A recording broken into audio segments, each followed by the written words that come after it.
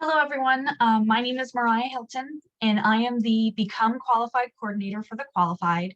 And I'm really excited to be presenting this video for the Qualified. And this is a video, it's called Forever a Student, Adapting and Engaging with the Evolution of HIM.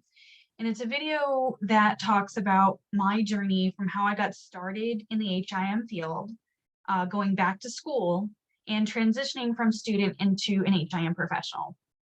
And along the way, I have learned some tips, tricks, and some advice that I believe will not only help students, but seasoned HIM professionals as well in this constantly changing landscape and the importance of being a lifetime student. Without further ado,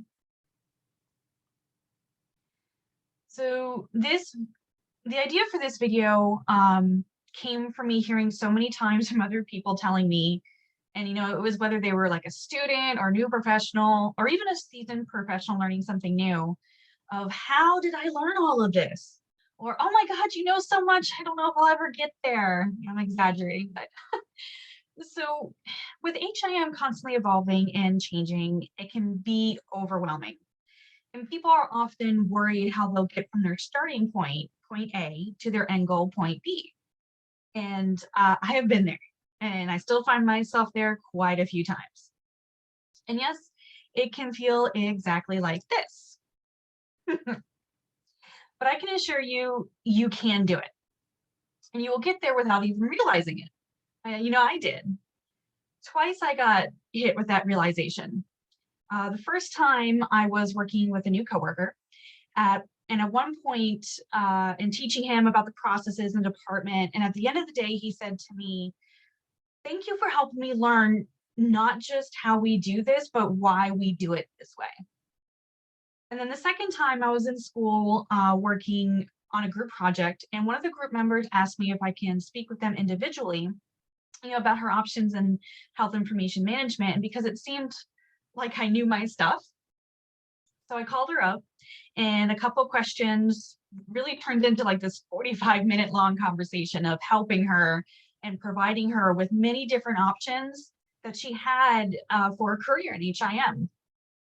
And after both of those instances, it really hit me that I wasn't even sure when or how I even got to that point, but I did. And I realized how much I have learned and how much I was able to share and pass on. And, that's my goal for this video today, is to be able to share and pass on to you all. So I say rest assured, because you will always get to your point B. So I'm sure there's a lot of people out there that would say that HIM is their second career. And it's not uncommon to see HIM as a second career for many people. It's actually a second career choice for me as well. My first career choice and my first bachelor's degree was in theater. Look at all these lovely pictures of me in theater. So right out of high school, I went to Florida Gulf Coast University, and I received my bachelor's degree in theater in 2011. And I was a jack of all trades. I loved being in a little bit of everything. My main pursuit was acting, but I did technical aspects as well, which, included like your stage managing, your set construction, prop master, even a lighting designer. I did it all. And I fell in love with theater because I felt I wasn't limited to one area. And, while I may not be doing theater as a career, I still perform in my local community theaters as one of my biggest hobbies because I still love enjoying it. So how was it that I went from pursuing theater to pursuing HIM? So when I graduated FGCU, and while I was pursuing an acting career, I got a part-time housekeeping job at a behavioral health substance abuse treatment facility. And that was my first job in healthcare.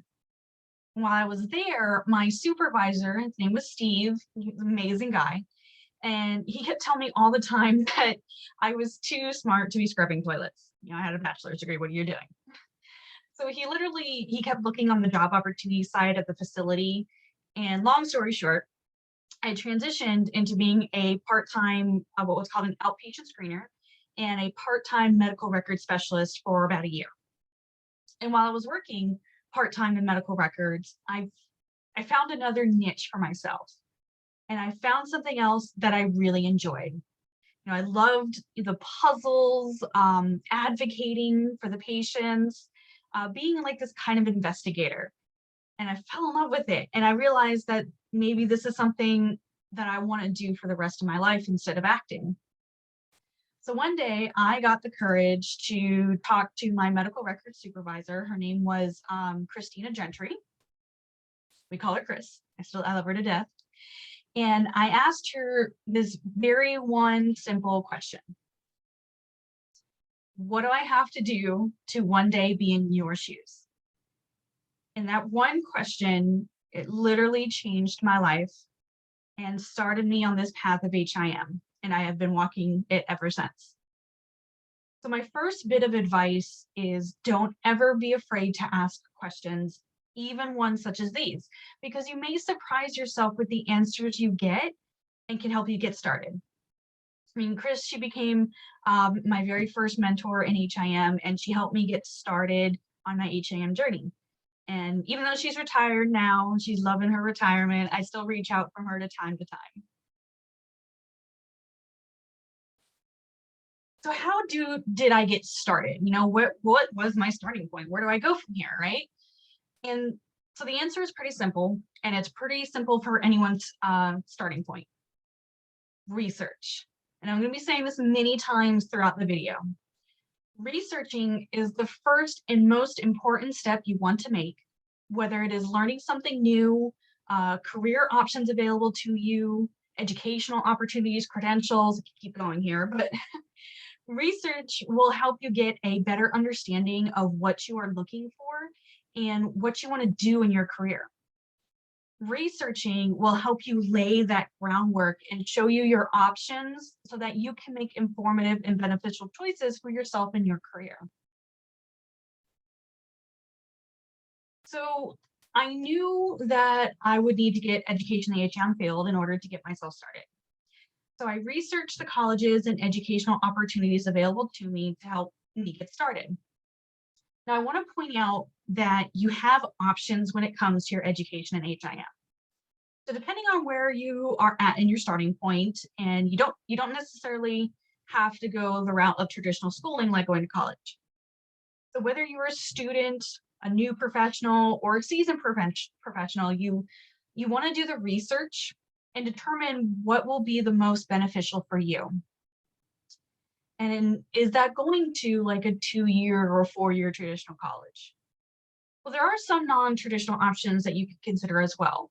My biggest example I'd like to throw out there is Western Governors University, and that is a college that implemented a competency-based program, which is more of a learn as you go versus the standard structure 8 to 16-week coursework. Or you can take small courses offered by various providers associations like AHIMA courses, or some coding CEI workshops, continuing education seminars, and that list, can keep going as well. So you also want to take, into consideration what kind of learner are you? Virtual education's been on the rise for quite some time, especially since the pandemic started. And that is a great option for those who prefer virtual so they can learn from home. Or on the opposite side here, do you learn more from interacting with people and being in person to learn from others? You want to research, you want to weigh your options, and this will help you get the best education based on your needs and preferences. And it's also helpful if you are aiming for a credential to research that credential itself. You want to review the requirements to sit for that exam, take advantage of the tools available to you to help you study for the exam, like the domain breakdowns, and see what opportunities are available to you with having that credential. And this will help you determine the education you are looking for or needing. And that's exactly how I did it. I decided to go back to the traditional college because I need structure, I really do. And I made sure it was virtual because I was a long distance learner. And I reviewed the RHIT credential requirements to have an understanding of what all I needed to move forward in this new career. And I started narrowing down the colleges. I even broke it down by coursework. Okay, this is how particular I got. I broke it down by coursework that each college offered to kind of compare and contrast and make the best choice for me. So I made a choice. I attended St. Petersburg College here in Florida, and I got my associate's degree in health information technology in 2017. And that's a little picture with me and my parents on graduation day. So the job.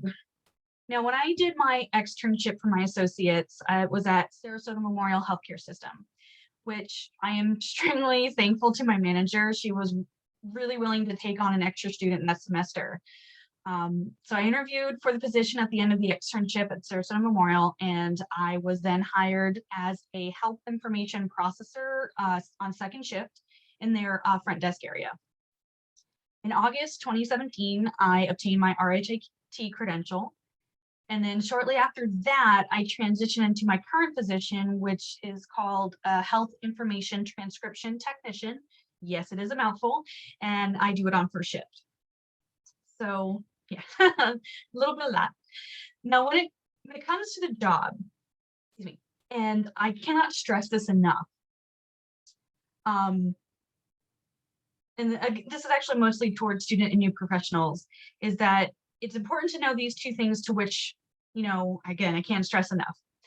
First being that the job you get may not be perfect, nor it may not be the one you necessarily want, but it is a start. It is a foot in the door. And the second, don't be afraid to start at the bottom. I know that's really tough in today's economy, but don't be afraid to start at the bottom, because what you learn in the beginning, especially a beginning position, can provide you the knowledge or aid you in what you need to succeed and where you want to go. Or it can just, simply expand your skill set. So, when I first started at Sarasota Memorial, again, it was on second shift, and this shift, it was like 2 p.m. to 10:30 p.m. And I got to tell you, it was a little rough. I couldn't do my community theater that I love so much because the rehearsals and show times were all in the evening. And, of course, it was a little strain on family time. I was gone for most of the night. But, when I got offered that job, I was ecstatic. And when no way was I going to say no. And the knowledge and skills that I obtained from the beginning, I still use today in my current job. And it can also give you groundwork for potential advancement in your field. My current job, it isn't my end goal either. I do want to say that. My goal is to hopefully become a supervisor or manager of an HIM department one day. And will I get there one day? Of course I will. I'm determined. But right now, I really like my position, and I currently learned so much in my role about different areas that I know that will help me in my future goal. And in my current role, I do a lot. Sometimes I list all the stuff down and I'm like, how did I get all of this? What? Sometimes a little confused. So, my position again, it's called a Health Information Transcription Technician. Well, I don't do just things in transcription, okay? I handle multiple queues throughout the day. I do a queue in our coding platform to address any missing documentation that the coders need to code accounts. I do monthly chart reviews to ensure that our charts are Joint Commission compliant, as well as compliant to our rules and regs of the organization. And I'm even involved in, testing of any new systems that might deal with dictations. I train our providers on how to enter documentation into the EMR. And God, the list can keep going. I do a lot. So you'd be surprised how much you learn and how much you do in one position in HIM. And that leads me into saying that it is also important to do your research again, when looking for HIM positions, right? So you want to make sure you read that job description and you understand what the job duties are. And you want to make sure you do your due diligence and research on the organization, as well as to determine if this is an organization you want to work for. If you already have an organization in mind, I will tell you this: if you have an organization that you really are passionate for, you really want to work for someday, and there aren't any current job openings, provide a resume, reach out to them, and let them know that you're interested in working for them.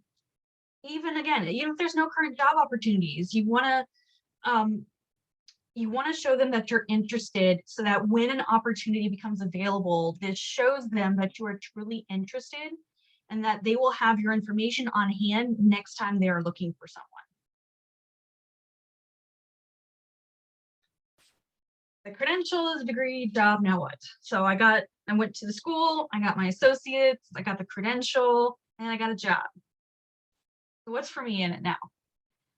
So, once I got finished with all of that, I really truly thought that I was done, okay? But I realized that there are times, and it's times for some new and seasoned professionals as well, where we ask ourselves, is this where I want to be?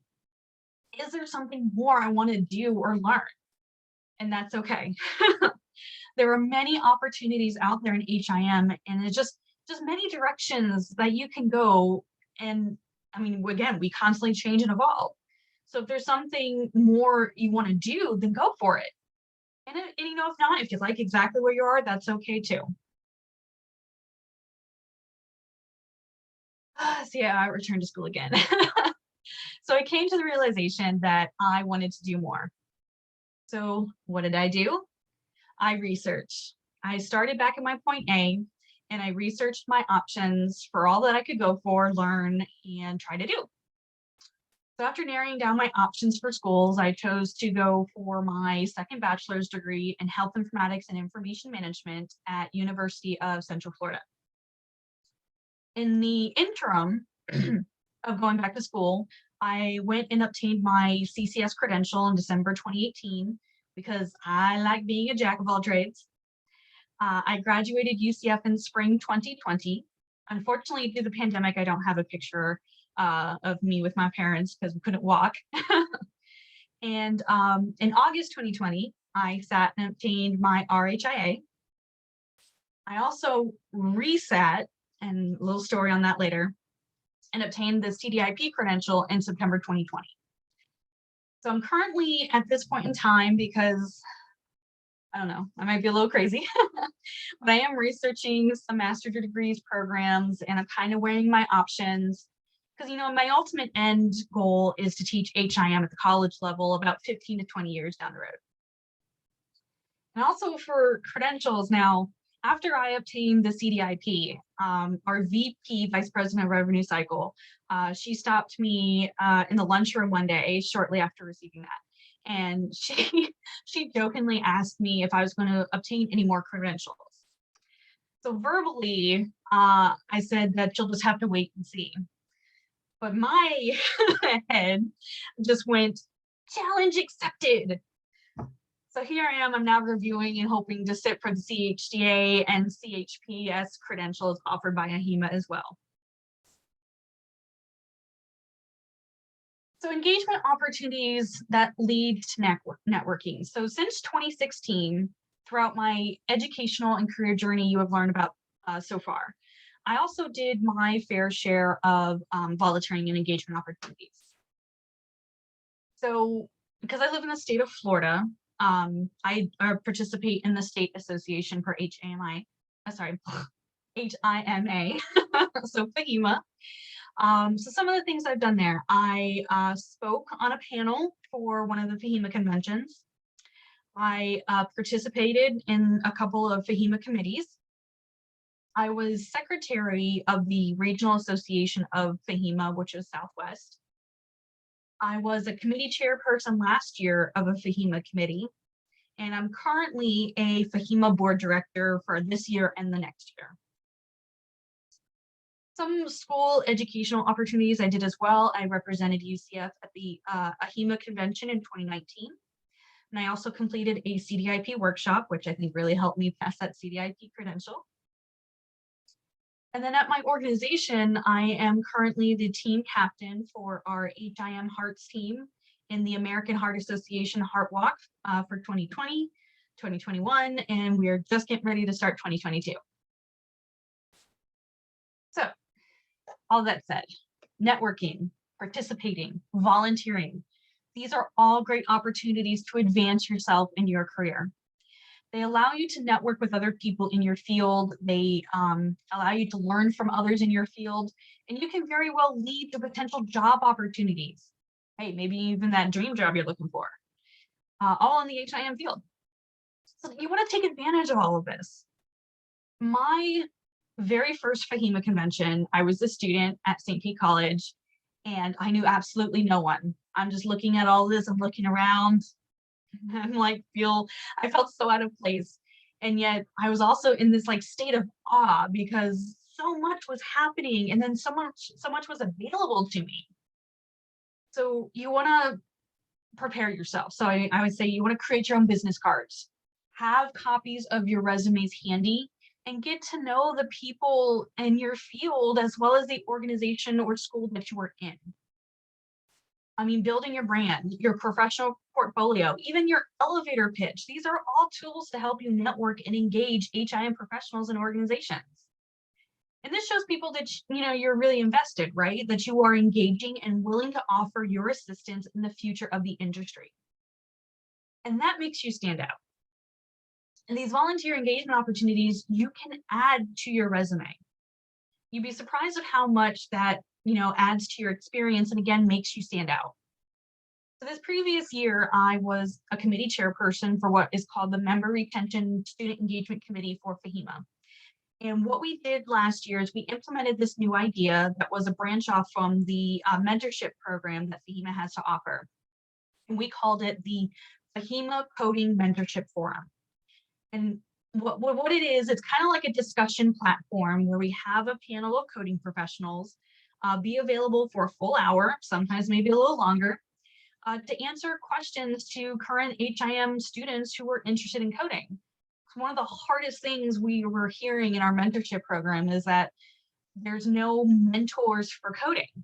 So this is what we created to have students ask questions to current coding professionals in the field. And that turnout was amazing. And that is something, that I have on my resume, or even something I could add to my professional portfolio, because I helped create this new initiative that had such great success. So let's say out of an example, okay, that I'm at the FAHIMA convention and I have a potential employer. I ripped out my resume. It's like, oh, I kind of like what you're doing. They look it over. And so they asked me that, what is the FAHIMA Coding Mentorship Forum? And that is my opening to showcase my skills that I can offer that potential employer, and that I utilized creating the forum. And you know what? That was just one volunteer experience, just one. So these, your volunteering, your networking, they're all opportunities. So you don't want to ignore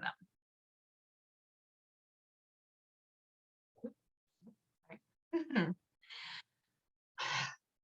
Okay, I would be amiss if I didn't mention this. Year of COVID. 2020, man, that is a year that will go down in history. The pandemic hit the world hard and it was devastating. And for some HIM professionals, myself included, we were sent home. We had to adapt to working from home, learning to new information and technologies overnight. We had to think on our feet.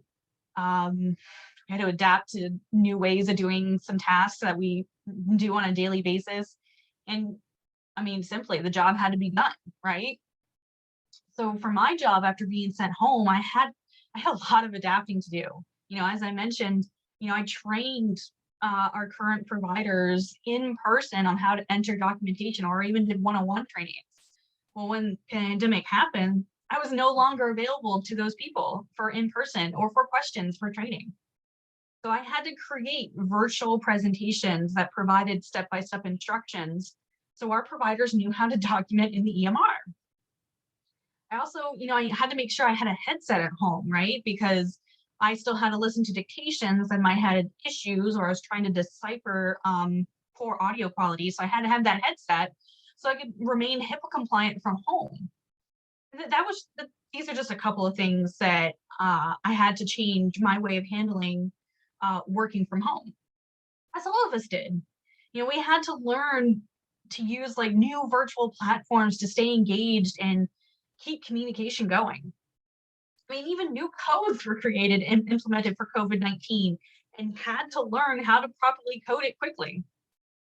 So the COVID-19 pandemic is an example of how our environment, how HIM can change overnight dramatically. Now, there was no preparation and there was no choice. Adapting to change is a part of our field. So being able to stay up to date, educating yourself, and learning new information is critical to be prepared for any disastrous event, or even as HIM constantly evolves. So as we transition again, we're still transitioning, being back in person and this new normal, you want to take this opportunity to look back, take stock and see what we could have done better, what actually worked well, and what possible changes can be made to remain permanent, right?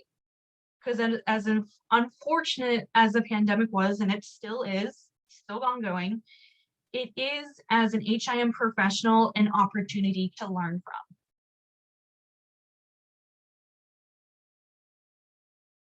So one of the takeaways I would like everyone to take from this video is that it is okay to be a career student. And I don't mean the formal education, okay? I'm not talking about having the degrees and everything. I don't want you to be afraid to learn, no matter what kind of learning that is.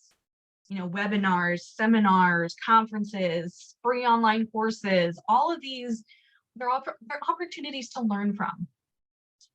And they're opportunities just to keep learning. Staying up to date, staying educated on the new and the old, and, staying involved. They're all critical focus points in being successful in HIM. And you want to take the initiative to learning new things, right?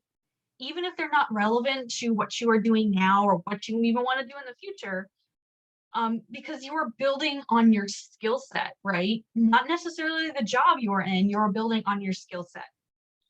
So even when things get difficult, don't let those roadblocks deter you, right? Find your way around it. And you may actually realize that your new course correction puts you back on the path you want to be on. So don't ever stop learning.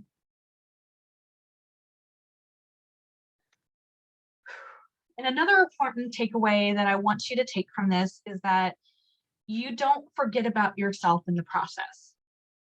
You need to realize, no matter how hard it is, on what you can and can't do. You must consider your path both personally and professionally to succeed in where you want to go. And I know it seems like I've done a lot on my journey so far, and quite a few times you wonder how some people can do all of this all the time. Sometimes I even look back and I'm like, that's a lot.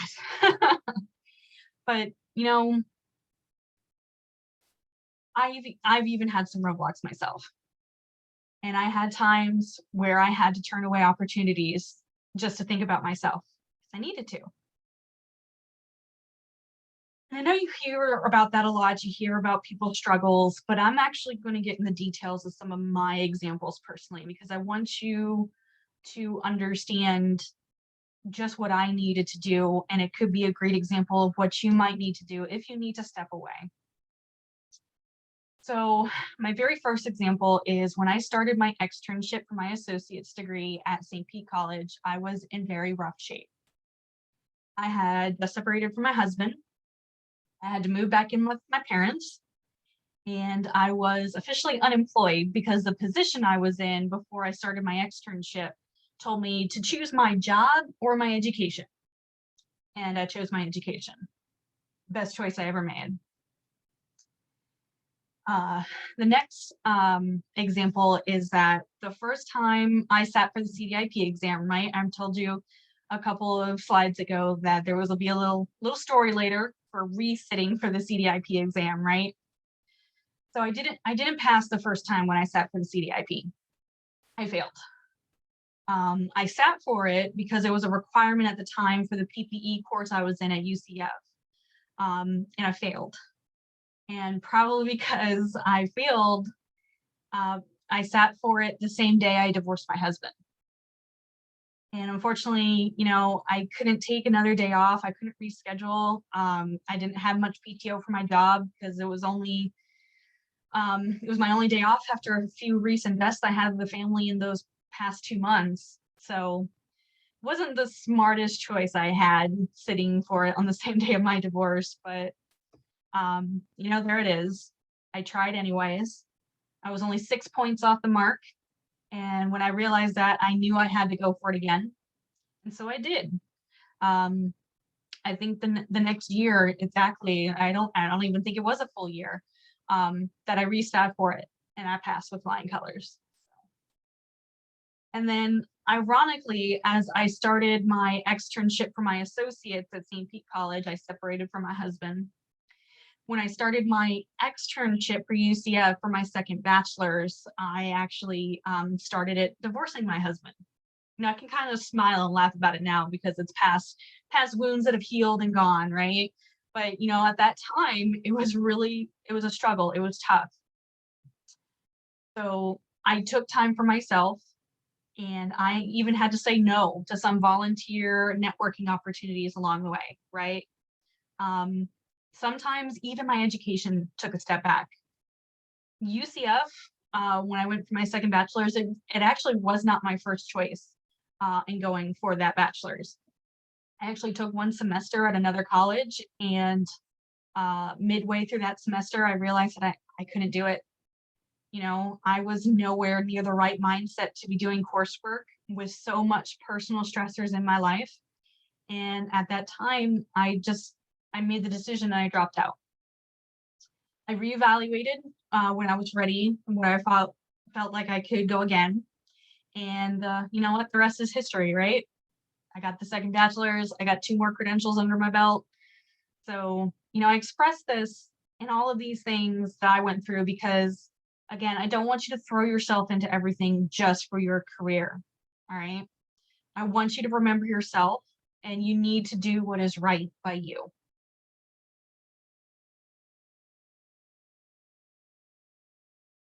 So finally, as we end this video, I want you to remember that HIM is broad. It is very broad. It is one path with many different directions you can choose from. And this was just my journey, right? There's so much opportunity in HIM, so much to learn from. And you have options, which is one of my favorite things about this field. You are not limited. So you know what? You want to take stock and you want to start charting your path. And if it turns out that path you charted wasn't exactly what you wanted or thought it would be, or maybe your path changes, right? Then you can simply look back and you can rechart your path. You'd be surprised at all the many directions you can take, and it's okay. Thank you very much for seeing my video in regards to for being forever a student.